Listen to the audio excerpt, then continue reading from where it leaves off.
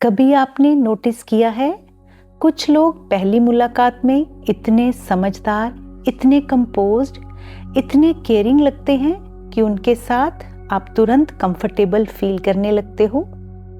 वो आपको ध्यान से सुनते हैं, वो आपको वैलिडेट करते हैं, वो बिल्कुल वैसा रिएक्ट करते हैं जैसे आप चाहते हो। और फिर कुछ महीने बाद आपको समझ आता है कि आप उनके साथ रहकर धीरे धीरे कंफ्यूज, छोटे और इमोशनली थके हुए महसूस करने लगे हो। ये एक अनकंफर्टेबल सच है। नार्सिस्टिक लोग शुरुआत में कभी भी नार्सिस्टिक नहीं दिखते। वो शुरुआत में एग्जैक्टली वैसे दिखते हैं जैसे आपको चाहिए होते हैं। नमस्ते, मैं हूं मीनाक्षी गुप्ता, काउंसलर, और इस सफ़र में आपकी हीलिंग साथी।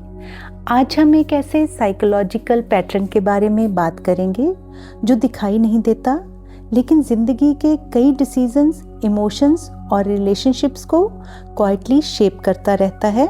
सबसे पहले एक बात क्लियर कर लेते हैं, नार्सिसिज्म का मतलब ये नहीं होता कि कोई इंसान लाउड है, सेल्फ ऑब्सेस्ड है या हमेशा अपनी तारीफ करता रहता है।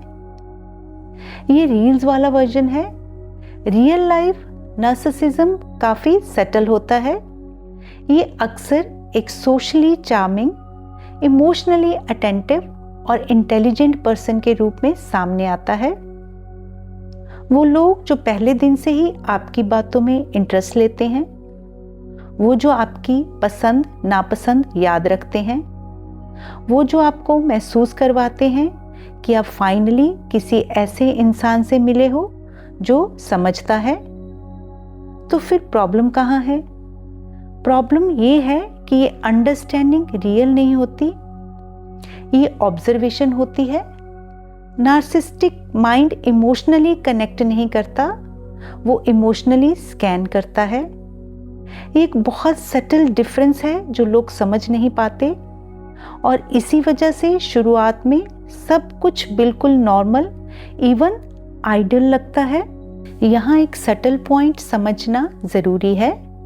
नार्सिसिस्टिक पैटर्न अक्सर बचपन में डेवलप होता है, जब बच्चे को इमोशनल वैलिडेशन कंडीशनल मिलता है, या तो बच्चे को सिर्फ तब अटेंशन मिलता है जब वो एक्सेप्शनल हो, या फिर उसके इमोशंस को इग्नोर किया जाता है और सिर्फ परफॉर्मेंस को इम्पोर्टेंस दी जाती है।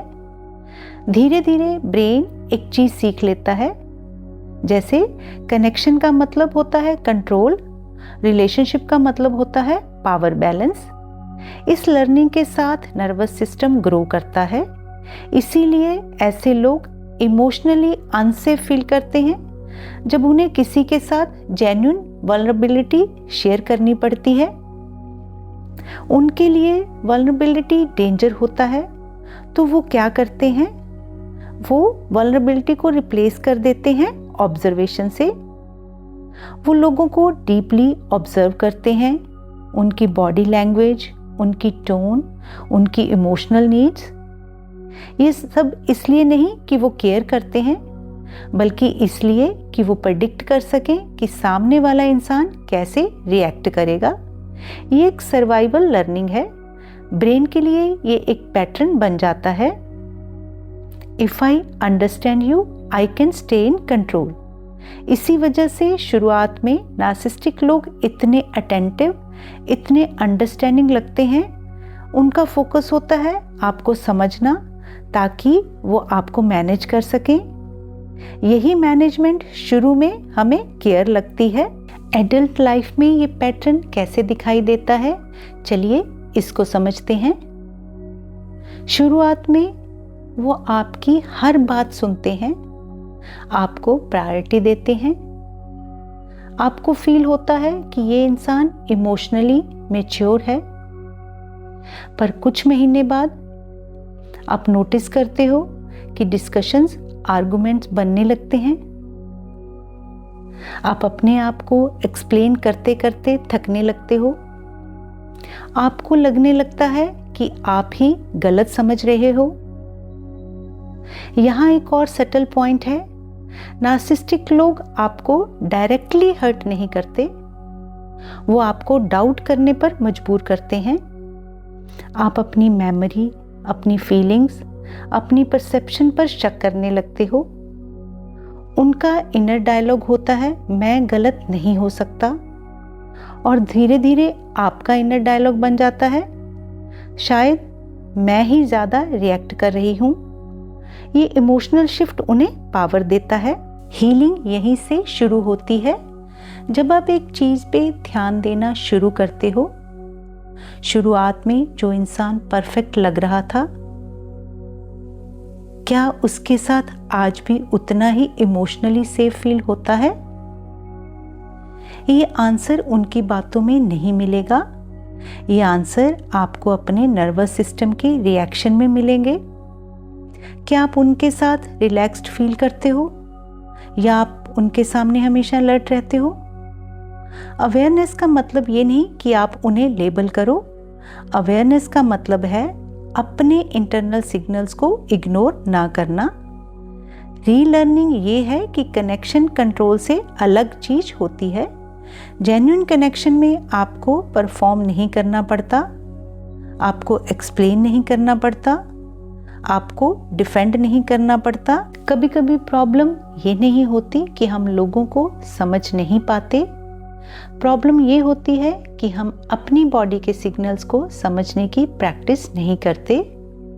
अगर आपको कभी ये महसूस हुआ है कि कोई इंसान शुरुआत में परफेक्ट लगा और बाद में इमोशनली एग्जॉस्टिंग हो गया, तो शायद आज की बात ने कुछ चीज़ें क्लियर की होंगी।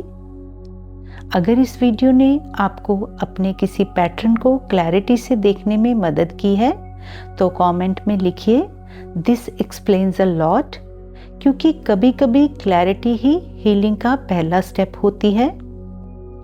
इस वीडियो को उन लोगों के साथ ज़रूर शेयर कीजिए जो शायद इस वक्त इसी कन्फ्यूज़न से गुजर रहे हैं, लेकिन उन्हें समझ नहीं आ रहा कि प्रॉब्लम कहाँ है।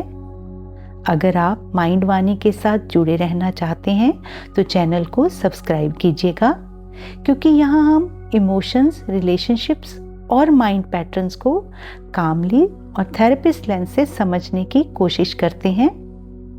आप चाहें तो कमेंट में ये भी लिख सकते हैं कि आप अगला वीडियो किस टॉपिक पर देखना चाहेंगे। तो फिर मिलते हैं अगले वीडियो में किसी और टॉपिक के साथ। आप सुन रहे थे माइंड वाणी से। यहाँ हर बात दिल से होती है।